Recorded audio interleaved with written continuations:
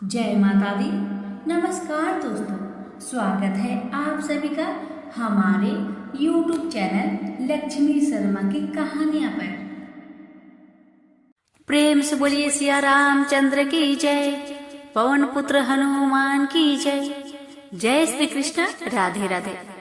प्यारे भक्तगणों, आज है माघ महीने की मंगलवार का दिन हनुमान जी को समर्पित है। जो भी भक्त श्रद्धा भक्ति के साथ मंगलवार का व्रत करते हैं और मंगल देव की कथा का श्रवण करते हैं, उनके समस्त पाप नष्ट हो जाते हैं और उनकी सभी मनोकामना मंगल देव पूर्ण करते हैं। कथा को श्रद्धा भक्ति के साथ प्रसन्नचित मन से पूरा अवश्य सुनिएगा।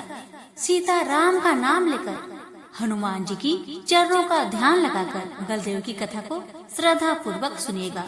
मंगल देव आपकी सभी संकट दूर करेंगे, सभी मनोकामना को पूर्ण करेंगे। प्रेम से बोलिए पवन पुत्र हनुमान की जय। बात उस समय की है जब पति पत्नी यानी कि सती की मृत्यु से शिव जी की हृदय टूट गया। उन्होंने सती के मृत शरीर को अपने कंधों पर उठाकर तांडव नृत्य करना प्रारंभ कर दिया, जिससे तीनों लोगों पर विनाश का संकट मंडराने लगा। कृपया भगवान शिव को शांत करें। देवऋषि नारद ने भगवान विष्णु से प्रार्थना की। जब विष्णु शिव के समक्ष प्रकट हुए तो उन्होंने विचार किया, मुझे भगवान शिव को शांत करना होगा और तांडव नृत्य को रोकने के लिए कुछ करना होगा। विष्णु ने अपने सुदर्शन चक्र से सती के मृत शरीर के 18 भाग कर दिए। ऐसा करते हुए उन्होंने चक्र ध्वनि का मिलान शिव के पैरों की ताल के साथ किया। ये अंश पृथ्वी पर गिरकर तीर्थ स्थल बन गया। जब शिव जी को पता लगा कि क्या हुआ है तो उन्होंने क्रोधित होकर विष्णु जी को श्राप दिया, आप पृथ्वी पर जन्म लेंगे और अपनी पत्नी से अलग हो जाएंगे और विरह की पीड़ा का अनुभव करेंगे। शिव के शांत होने के बाद उन्होंने अनुभव किया कि उन्होंने क्या किया है। मैं श्राप वापस नहीं ले सकता। शिव ने विष्णु से कहा, परंतु मैं इस पीड़ा को बांटने में आपकी सहायता करूंगा। पृथ्वी पर मेरा अवतार आपकी सेवा करेगा और आपकी पत्नी को ढूंढने में आपकी सहायता करेगा। उन्होंने वचन दिया। भगवान विष्णु ने निर्णय लिया कि वे राम के रूप में पृथ्वी पर अवतार लेंगे और आसुरी शक्तियों का विनाश करेंगे। उनकी पत्नी देवी लक्ष्मी सीता के रूप में जन्म लेगी। भगवान शिव ने विचार किया, वे पृथ्वी पर राम की सहायता कैसे करेंगे।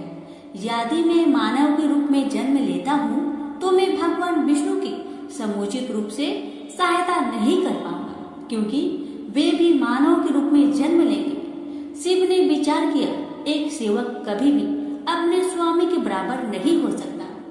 बहुत विचार करने के बाद शिव ने एक शक्तिशाली बानर के रूप में अवतार लेने का निर्णय किया।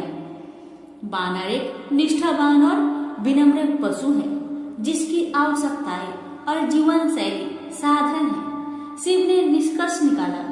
इस प्रकार भगवान शिव ने हनुमान के रूप में अवतार लिया। उन्होंने रावण और उसकी असुरी शक्तियों का विनाश करने के लिए राम की सहायता करने में महत्वपूर्ण भूमिका निभाई। हनुमान से प्रसन्न होकर राम ने उन्हें चिरंजीवी होने का वरदान दिया। इसलिए हनुमान पृथ्वी पर 7 चिरंजीवियों में से एक है, जिन्हें सदा के लिए अमर तत्व का आशीष मिला है। उसे बोलिए सिया रामचंद्र की जय, पवन पुत्र हनुमान की जय। कथा है रावण की अभिमानी का। रावण भगवान शिव के सबसे महान भक्तों में से एक था।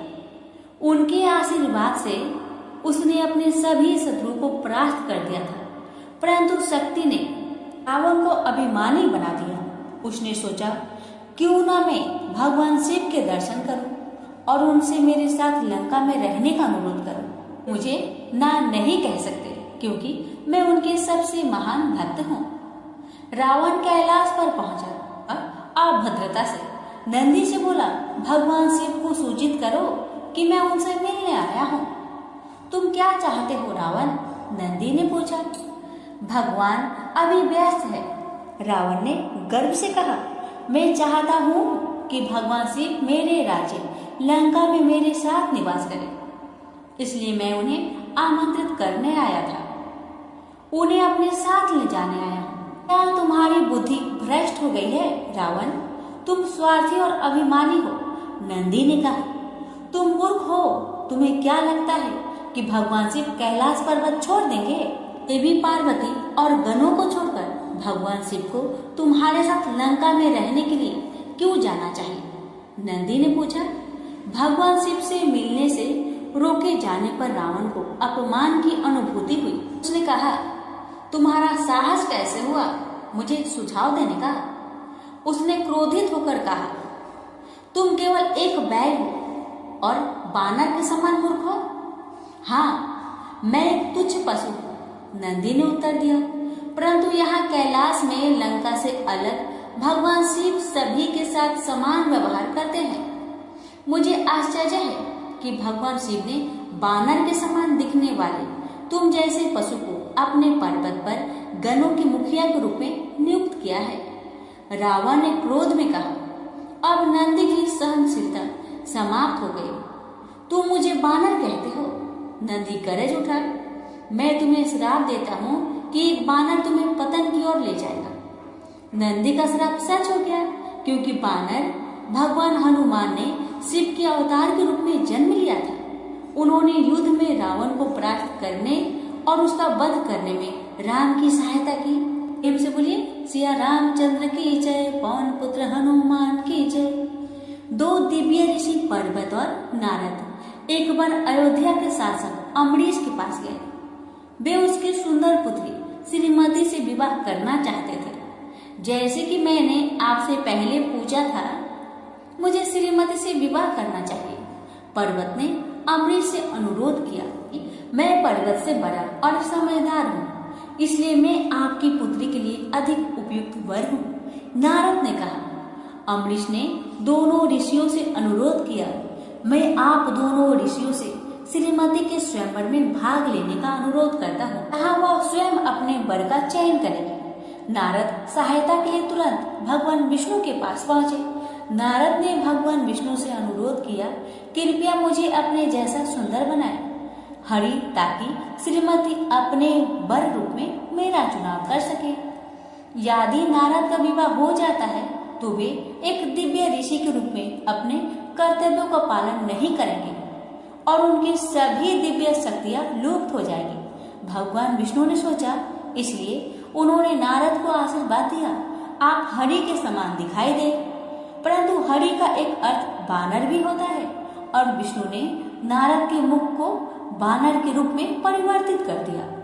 नारद श्रीमती से विवाह करने के इच्छुक थे, यह जाने बिना कि वे अब एक बानर जैसे दिखते हैं। वे तुरंत पृथ्वी पर वापस चले गए।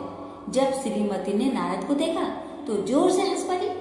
पूरी सभा में वे उपहास का पात्र बन गए। नारद ने सोचा, भगवान विष्णु मुझे इस प्रकार अपमान का पात्र कैसे बना सकते हैं। वो बैकुंठ गए, बिना स्पष्टीकरण सुने भगवान विष्णु को श्राप दे दिया। मैं आपको श्राप देता हूँ कि अपने कार्य को पूरा करने के लिए आपको सदैव बानरों की सहायता लेनी पड़ेगी। नारद ने क्रोधित होकर कहा। भगवान विष्णु ने नारद को समझाया कि यदि उनका विवाह हो गया तो वे अपनी दिव्य शक्तियों को खो देंगे। अरे मैंने क्या किया? नारद उदास होकर बोले, मैंने क्रोध में आकर मूर्खतावश स्वयं भगवान को श्राप दे दिया। विष्णु जी ने उत्तर दिया, मैं आपके श्राप को वरदान में बदल दूंगा। यह राम के रूप में मेरे अवतार के समय हनुमान के जन्म का कारण बनेंगे।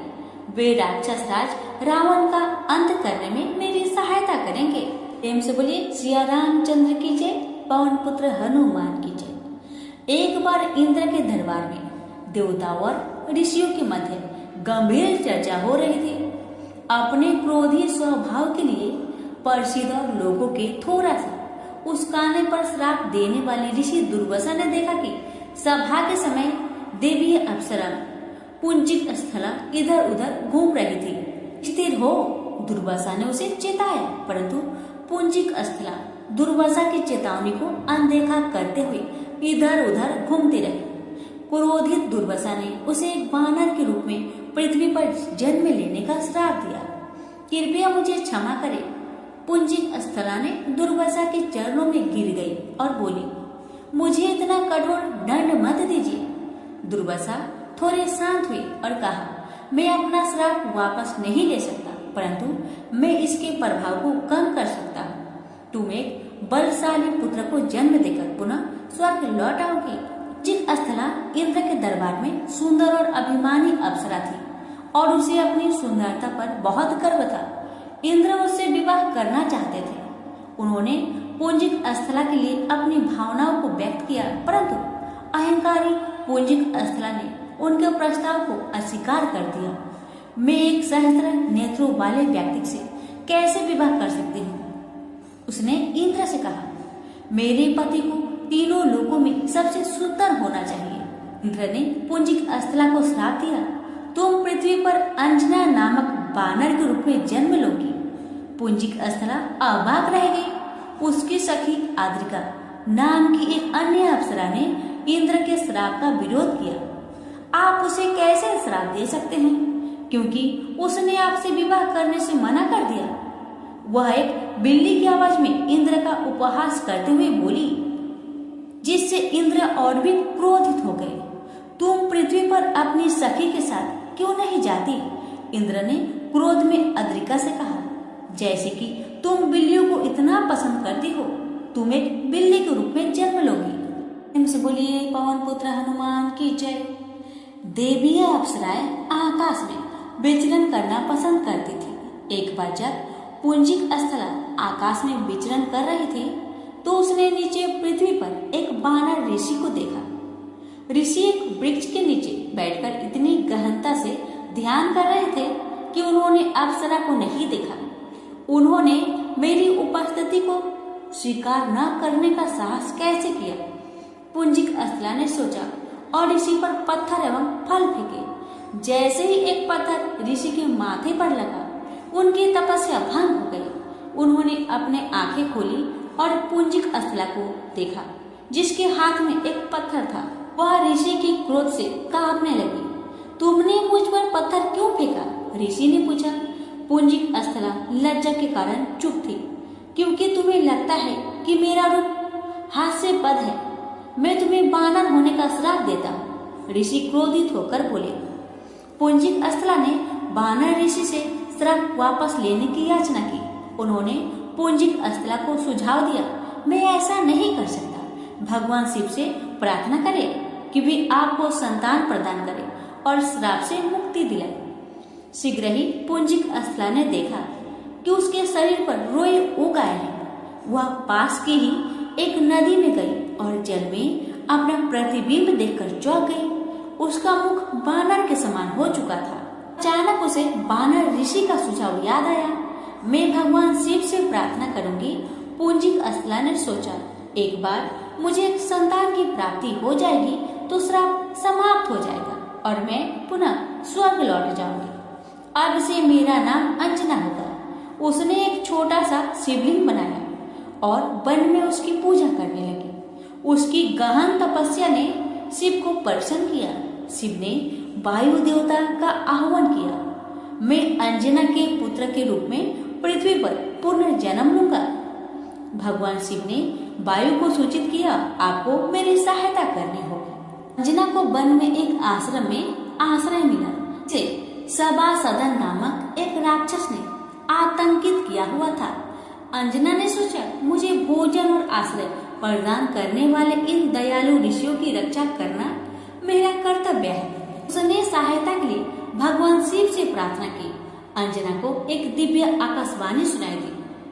सभासदन को कोई और नहीं अपितु उसका ही रक्त नष्ट कर सकता है। जैसे ही वह सभासदन से युद्ध करने के लिए गई, वह वीर और शक्तिशाली बानर राज केसरी से मिली। इस जोड़ी ने मिलकर सभासदन पर प्रहार किया। अंजना ने दिव्य आकाशवाणी को याद किया और सभासदन के रक्त में अपना तीर डुबोया तथा वह तीर उसे मार दिया। तीर ने दानव को दुर्बल कर दिया था। केसरी ने अपना भाला दैत्य के रक्त में डुबाया और उसके हृदय को भेद डाला।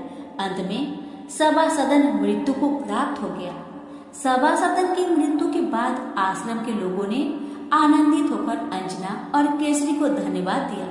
ऋषियों के मुखिया ने अंजना से कहा, उन सभी को पुरस्कृत करते हैं जो हमारे लिए युद्ध में विजय प्राप्त करते हैं। अंजना ने कहा, मैं केवल अपना कर्तव्य निभा रही थी, मुझे अपनी सेवाओं के लिए कुछ भी नहीं चाहिए।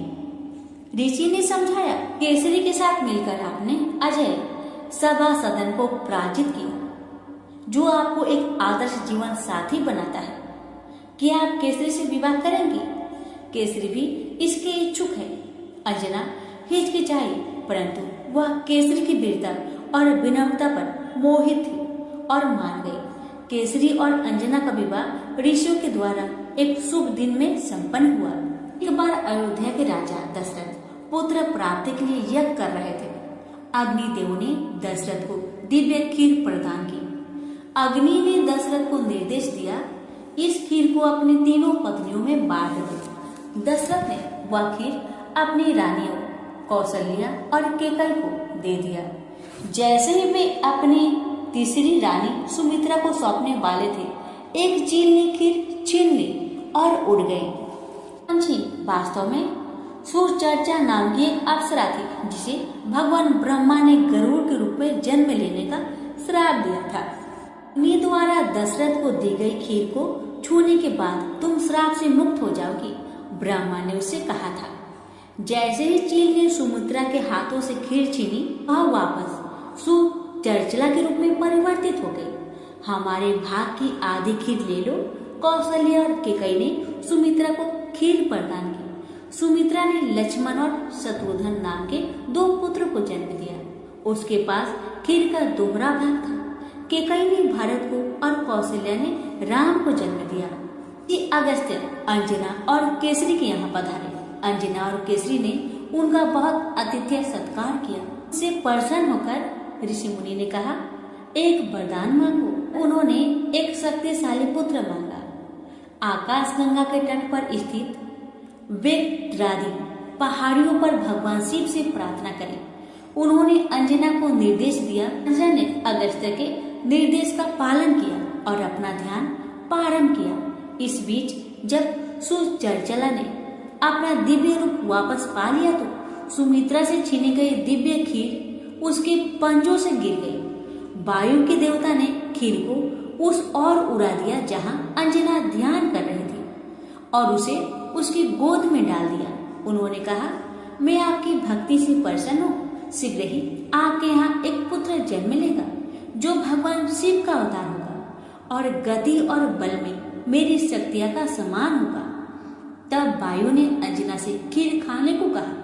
शीघ्र ही अंजना ने एक शक्तिशाली पुत्र को जन्म दिया, जिसका नाम आंजनेय रखा गया। बाद में उसका नाम हनुमान पड़ा। वायु के देवता की कृपा से जन्मे आंजनेय को पवन पुत्र या वायु के पुत्र के रूप में जाना जाता है। वायुदेव ने छोटे आंजनेय के साथ मित्रता का एक बड़ा बंधन स्थापित किया। उन्होंने पकड़ो आंजनेय वायु जोर से बोले और आंजनेय पत्तों और फूलों के पीछे दौड़े। जब वायु ने उन्हें नदियों के पार, पहाड़ों को ऊपर और आकाश की ओर उड़ाया, इस प्रकार वायु ने आंजनेय को जीवन में आगे उनकी भूमिका के लिए परीक्षण दिया। जब अंजना अपने छोटे पुत्र को सामने नहीं पाती तो वह उसे पुकारती। आंजनेय एक वायु की गद्दी पर बैठते थे जो वायु ने उनके लिए बनाई थी और अपनी माँ की ओर तैरते थे।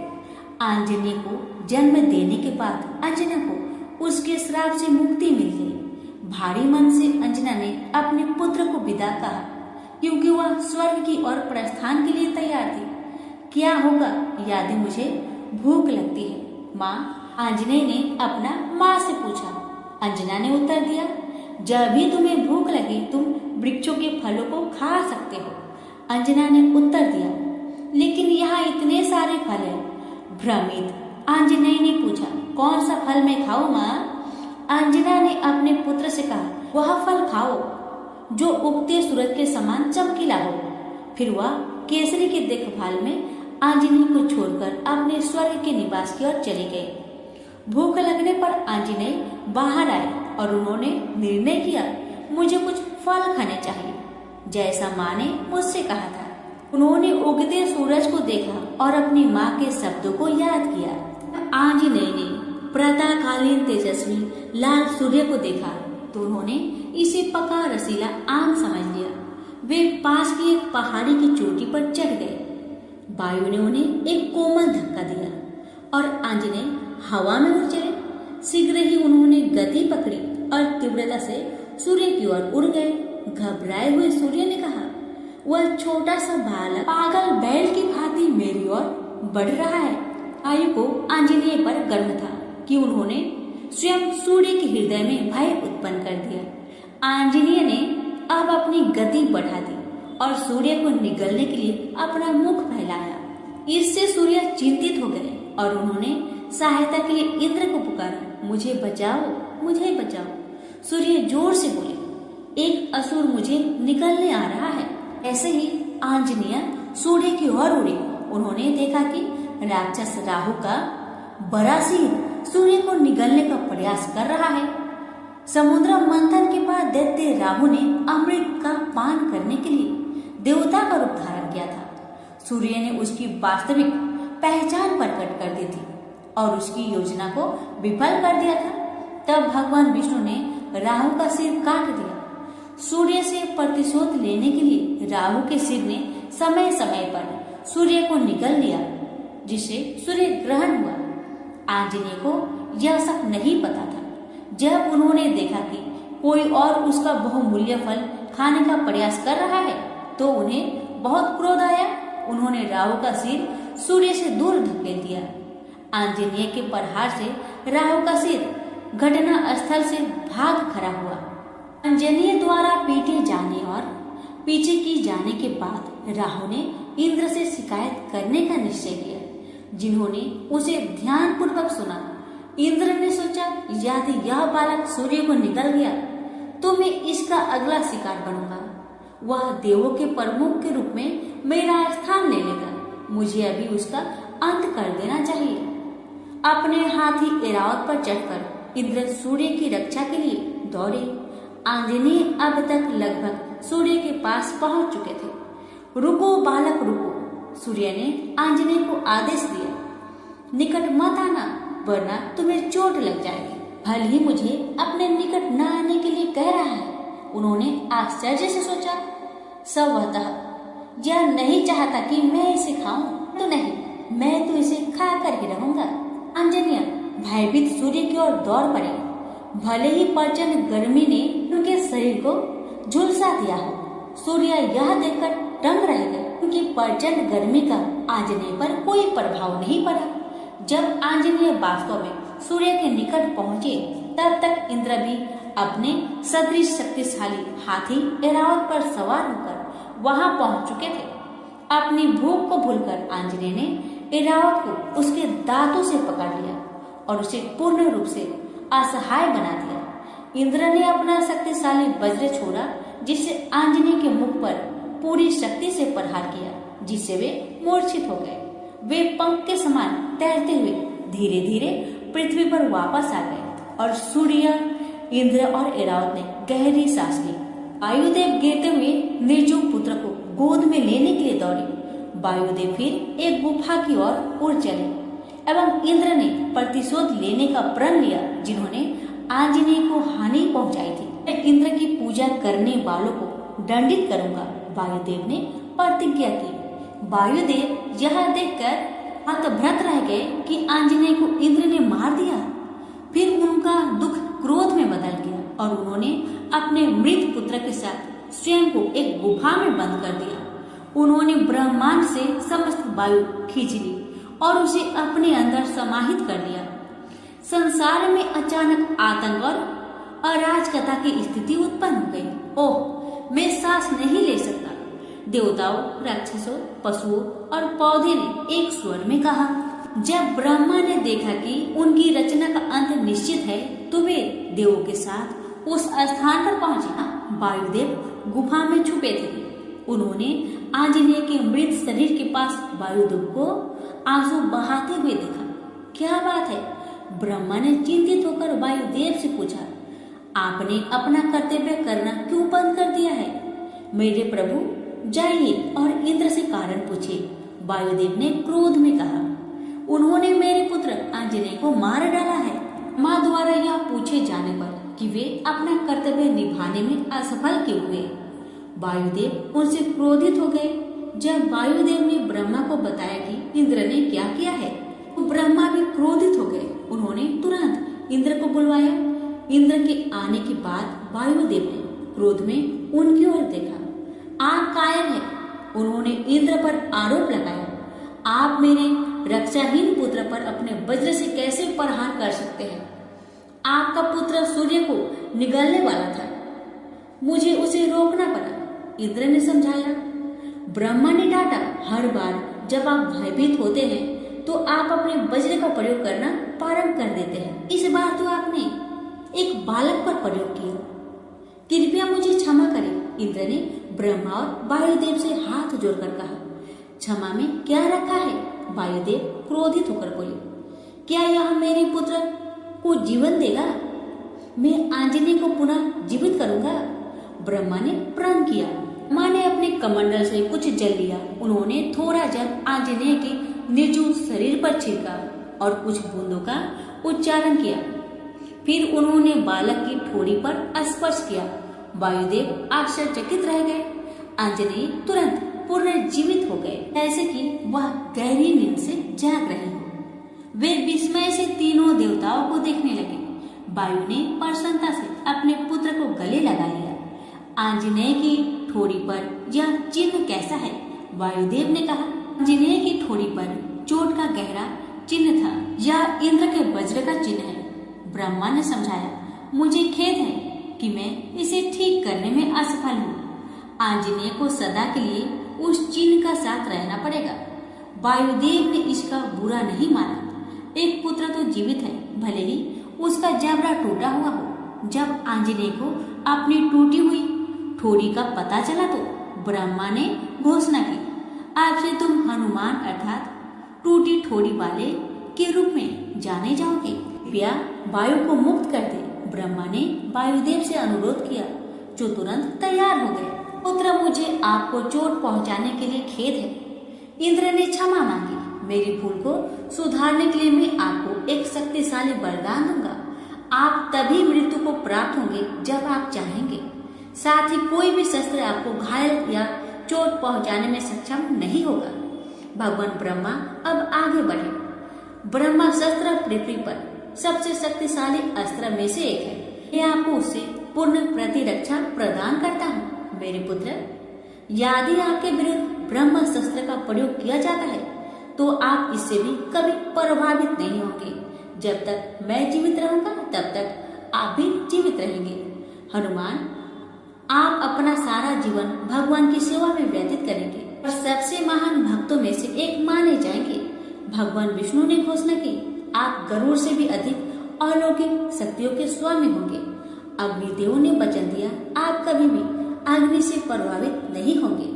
वायुदेव ने हनुमान को आशीर्वाद दिया, आपको वायु से भी तीव्र गति प्राप्त होगी। देवताओं से प्राप्त वरदानों के अनुसार हनुमान अलौकिक और अमर बन गए। ब्रह्मा के बाद इंद्र और वायुदेव ने हनुमान को आशीर्वाद दिया था। सूर्य ने उन्हें तेज प्रतिभा और कला एवं विज्ञान का ज्ञान आशीर्वाद दिया था। सूर्य ने हनुमान को 2 विशेष सिद्धियां प्रदान की थी, महिमा सिद्धि और लघिमा सिद्धि। महिमा सिद्धि ने हनुमान को एक विशाल रूप धारण करने में सहायता की और लघिमा सिद्धि ने उन्हें सबसे सूक्ष्म प्राणी में परिवर्तित होने में सहायता किया। आप सदैव जल में और जल से सुरक्षित रहेंगे। समुद्र के देवता वरुण ने हनुमान को आशीर्वाद दिया। मृत्यु के देवता यम ने कहा, आप किसी भी श्राप या बीमारी से मुक्त स्वस्थ जीवन जी सकते हैं। धन के देवता कुबेर ने हनुमान को अनंत सुख का आशीर्वाद दिया। दिव्य वास्तुकार विश्वकर्मा ने हनुमान को आशीर्वाद दिया, कोई वस्तु या शस्त्र आपको क्षति नहीं पहुंचा सकते हैं। अंत में भगवान शिव पहुँचे और अपने तलवार को एक कवच या एक अंग वस्त्र उपहार में दिया, जिससे हनुमान सदैव सुरक्षित रहेंगे। उन सभी आशीर्वादों और वरदानों के साथ युवा और निष्कपट हनुमान पराक्रमी हनुमान बन गए, जिन्होंने शत्रु के हृदय में भय उत्पन्न कर दिया। तथापि हनुमान को देवताओं में से कई वरदान प्राप्त थे, फिर भी वे अपनी वायु के किसी भी अन्य निष्पाप और जिज्ञासु बालक के समान ही थे। वे बहुत नटखट थे और उनकी शरारतें विशेष रूप से सभी के लिए समस्या उत्पन्न कर रही थी, क्योंकि उन्हें अलौकिक शक्तियों का आशीर्वाद प्राप्त था। जैसे जैसे हनुमान बड़े होते गए, उनकी शरारतें बढ़ती गई। कोई भी, यहाँ तक कि उनके पिता केसरी भी उन्हें नियंत्रित नहीं कर सकते थे, क्योंकि वे दिन भर वनों में निर्भय होकर घूमते थे। मैं तुम्हें एक युद्ध के लिए चुनौती देता हूँ। हनुमान भयानक बाघों, घों और जंगली हाथियों को बुलाते हैं। इन जंगली जानवरों का हनुमान से कोई मेल नहीं था और वे उन्हें देखते ही भाग जाते थे। हनुमान उन्हें उनकी पूंछ से पकड़कर हवा में घुमाते और दूर फेंक देते। जब वे बालक थे तो उनका नटखटपना हर किसी को अच्छा लगता था, परंतु जब हनुमान बड़े हुए तो वे विनाशकारी हो गए। उन्होंने पशुओं को छेड़ा। जब वो वृक्षों पर झूलते झूलते थक जाते तो हाथियों के सूरों पर झूलने लगते। उन्होंने वृक्षों को उखाड़कर जंगल का विनाश भी कर दिया। हनुमान अपनी अलौकिक शक्तियों के कारण और अधिक नटखट हो गए। किसी ने भी उन्हें दंडित करने का साहस नहीं किया। निर्भीक हनुमान ने उन पवित्र ऋषियों को परेशान करना प्रारंभ कर दिया, जो जंगल में प्रार्थना करते थे। हनुमान एक ध्यान मग्न ऋषि की दाढ़ी खींचते और दूसरे की पीठ खुजलाते या तीसरे को जल में डुबो देते। ऋषि कभी कभी भिन्न भिन्न पशुओं की आवाज से भयभीत हो जाते थे, जो हनुमान उनके ध्यान को भंग करने के लिए निकालते थे। कभी कभी हनुमान वृक्ष पर चढ़ जाते थे और ऋषियों के आश्रम में आने वालों पर फल फेंककर उन्हें भगा देते थे। एक बार ऋषियों ने एक महत्वपूर्ण पवित्र अनुष्ठान किया। हनुमान एक वृक्ष पर चढ़ गए और नारियल के पानी से यज्ञ की अग्नि को बुझा दिया। हाय हाय, ऋषियों ने क्रोधित होकर उनकी ओर देखा तो हनुमान हंस पड़े। ऋषि शांति प्रिय थे और उन्होंने अब तक हनुमान की शरारतों को बड़े धैर्य से सहन किया था, परंतु इस बार उन्होंने पवित्र अनुष्ठान में विघ्न के कारण वे बहुत क्रोधित हुए। इस नटखट वानर को पाठ पढ़ाया जाना चाहिए। वे क्रोधित होकर बोले, चलो भगवान ब्रह्मा से शिकायत करते हैं। ऋषि हनुमान की अंतहीन शरारतों से थक चुके थे। वे भगवान ब्रह्मा के पास पहुँचे, क्योंकि वे अपनी रक्षा करने में शक्तिहीन थे। हे भगवान, उन्होंने हाथ जोड़कर ब्रह्मा जी को संबोधित किया। हनुमान ने हमारे जीवन को कठिनाइयों से भर दिया है। कृपया उनके विषय में कुछ कीजिए। कृपया हमारी सहायता कीजिए। हनुमान ने क्या किया है? भगवान ब्रह्मा ने चिंतित होकर पूछा। ऋषियों ने क्रोध में शिकायत की, हनुमान के कारण हमें एक क्षण की भी शांति नहीं मिलती। जब भी हम ध्यान करने के लिए बैठते हैं तो वे हमें परेशान करते हैं और हमारे अनुयायियों का पीछा करते हैं। हमें भोजन और भिक्षा से वंचित करते हैं। जंगल के जानवर हनुमान से भयभीत हैं। वे उनके साथ क्रूर व्यवहार करते हैं। आज हनुमान ने हवन की अग्नि पर नारियल का पानी फेंककर एक महत्वपूर्ण अनुष्ठान में विघ्न डालकर सारी सीमाएं पार कर दी है। इस प्रकार के कुकृत्यों में हनुमान अपनी शक्तियों और गुप्त प्रतिभा को व्यर्थ कर रहे हैं। उन्हें इस बात का आभास नहीं है कि उनका जन्म किसी विशेष प्रयोजन के लिए पृथ्वी पर हुआ है। उन्हें रावण और उसकी आसुरी शक्तियों को परास्त करने में भगवान राम की सहायता करके महत्वपूर्ण भूमिका निभानी है। मुझे उनकी सहायता करनी चाहिए ताकि वे अपनी ऊर्जा का सही दिशा में उपयोग करें। भगवान ब्रह्मा ने सोचा, चिंता मत करो, भगवान ने ऋषियों को अवशासन दिया, मैं हनुमान को पाठ पढ़ाऊंगा। भगवान ब्रह्मा ने सोचा, हनुमान को दिए गए वरदान को मैं वापस नहीं ले सकता, मैं अन्य उपाय से उन्हें शांत करूंगा। उन्होंने हनुमान को कोमल श्राप दिया। उन्होंने कहा, हनुमान, अभी के लिए आप उन सभी विशेष शक्तियों को भूल जाएंगे जो आपको वरदान दी गई है, परंतु आवश्यकता पड़ने पर कोई निकट संबंधी आपको इन शक्तियों को स्मरण करने और मानव जाति के लाभ के लिए उपयोग करने में सहायता करेगा। श्राप ने हनुमान को परिवर्तित कर दिया। उन्होंने अपनी सभी नटखट क्रियाएं को छोड़ दिया। उन्होंने वन में ऋषियों को प्रसन्न करते हुए केवल ध्यान और अध्ययन पर मन को केंद्रित किया। वे जमवंत के स्मरण कराने तथा अपनी अलौकिक शक्तियों से अनजान रहे। भालू के राजा ने उन्हें स्मरण कराया कि वे एक छलांग में समुद्र के ऊपर से लंका तक उड़ने में सक्षम हैं।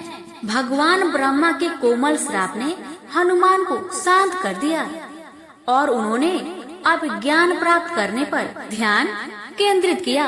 पुत्र, इस ब्रह्मांड में सबसे विद्वान सूर्य देव से अधिक श्रेष्ठ कोई शिक्षक नहीं है। केसरी ने हनुमान से कहा, परंतु मैं उनसे कैसे संपर्क करूं? चकित होकर हनुमान ने पूछा, भगवान ब्रह्मा के श्राप ने उन्हें अपनी अलौकिक शक्तियों के विषय में भुला दिया था। केसरी ने उन्हें स्मरण कराया कि कैसे एक बार वे सूर्य को पका हुआ फल समझकर उसे निगलने के लिए उड़ गए थे। इस प्रकार स्मरण कराते हुए हनुमान ने सूर्य की ओर उड़ान भरी। जब सूर्य ने हनुमान को अपनी ओर उड़ते देखा तो वे घबरा गए, परंतु हनुमान ने अपने आने का उद्देश्य बताते हुए उनका अभिवादन किया। हे प्रभु, हनुमान ने सूर्य को प्रणाम करते हुए कहा, मैं अंजना और केसरी का पुत्र हनुमान हूँ। मेरे पिता ने मुझे आपका शिष्य बनने का सुझाव दिया है। हे महान सूर्य, आप वे सब कुछ जानते हैं जो जानने योग्य है। कृपया मुझे अपने शिष्य के रूप में स्वीकार करे। हनुमान ने सूर्य से अनुरोध किया, परंतु सूर्य ने हनुमान को शिक्षा देने से मना कर दिया। पुत्र, पूरे दिन में निरंतर आकाश में विचरण करता हूँ, आपको शिक्षा प्रदान करने का समय कहाँ है मुझे? हनुमान सूर्य से सीखने के लिए दृढ़ निश्चयी थे। उन्हें अचानक एक विचार सूझा, मेरे भगवान, क्या होगा यदि मैं आपके सम्मुख होकर पीछे की ओर चलता हूँ, जैसे आप दिन में आगे बढ़ते हैं? हनुमान ने सुझाव दिया, जब आप मुझे शिक्षा प्रदान करेंगे, मैं आपके रथ के आगे आपकी गति से उड़ते जाऊंगा। इस युवा बालक में समर्पण, दृढ़ संकल्प और उत्साह है। सूर्य ने हनुमान के अद्वितीय विचार से प्रभावित होकर सोचा, वे उनके गुरु बनने के लिए तैयार हो गए। मैं आपको सिखाऊंगा, जैसे मैं दिन के समय आकाश में विचरण करता हूँ, प्रातः काल से सायंकाल आप मेरी ओर मुख करके मेरे रथ के आगे की ओर उड़ेंगे। भीषण गर्मी होने पर भी हनुमान ने सूर्य के रथ के आगे उड़ान भरी और अपनी शिक्षा प्रारंभ की। देवों के वरदान के कारण उनकी बुद्धि तीव्र थी। शीघ्र ही उन्होंने सभी पवित्र ग्रंथों, दर्शन की 6 प्रणालियाँ, कलाओं या 64 कलाओं और तंत्र के 108 मनोगत रहस्यों में विशेष ज्ञता प्राप्त कर लिया। हनुमान सूर्य की योग शिष्य सिद्ध हुए। उन्होंने अजन्मे ब्रह्मचार्य की प्रतिज्ञा की, इसलिए हनुमान 9 व्याकरण का अध्ययन करने की योग नहीं थे। आपको अपनी शिक्षा पूर्ण करने के लिए विवाह करना होगा। हनुमान हिचकिचा रहे थे।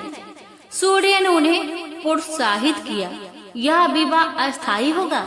मेरी किरणों से आपकी दिव्य पत्नी सुचरला उत्पन्न होगी और आपके विवाह के बाद वह अलग रहेगी, जो केवल ब्रह्मांड के कल्याण के लिए होगा। यह आपके ब्रह्मचार्य के चुने हुए मार्ग को प्रभावित नहीं करेगा। हनुमान ने वह सब कुछ सीखा था जो उन्होंने सीखने के लिए निर्धारित किया था। अब प्रथा के अनुसार उन्हें अपनी शिक्षा के लिए सूर्य को गुरु ऋण के रूप में गुरु दक्षिणा देनी पड़ी। हनुमान ने सूर्य को संबोधित किया, आपने मुझे मेरे कर्तव्य तथा सदाचार, निष्ठा और भक्ति के मार्ग सिखाए हैं। मैं आपको गुरु दक्षिणा के रूप में क्या दे सकता हूँ? सूर्य ने कहा, किस गंगा की भूमि में बलि के छोटे भाई मेरे पुत्र सुग्रीव की देखभाल करो। हनुमान ने सदैव सुग्रीव की रक्षा करने का वचन दिया और एक शक्तिशाली छलांग में पृथ्वी पर लौट गए। सूर्य ने हनुमान से अपने पथ भ्रष्ट पुत्र शनि को वापस सही मार्ग पर लाने के लिए कहा। हनुमान तुरंत विषय की गंभीरता को समझते हुए तैयार हो गए और शनि लोक के लिए प्रस्थान किया। उन्होंने शनि को स्वयं को सुधारने की चेतावनी दी। हनुमान के दुस्साहस पर शनि अवाक रह गए। वे क्रोधित में बोले, मैं अजय शनि हूँ, इससे पहले कि मैं आपको नष्ट कर दूं, तुरंत चले जाइए। हनुमान मुस्कुराए और उत्तर दिया, मैं आपको आपके पिता भगवान सूर्य के पास ले जाने आया हूँ। मैं आपके बिना यहाँ से नहीं जाऊंगा। जब हनुमान शनि को उनके पिता सूर्य के पास ले जाने के लिए शनि लोक पहुँचे तो शनि क्रोधित हो गए।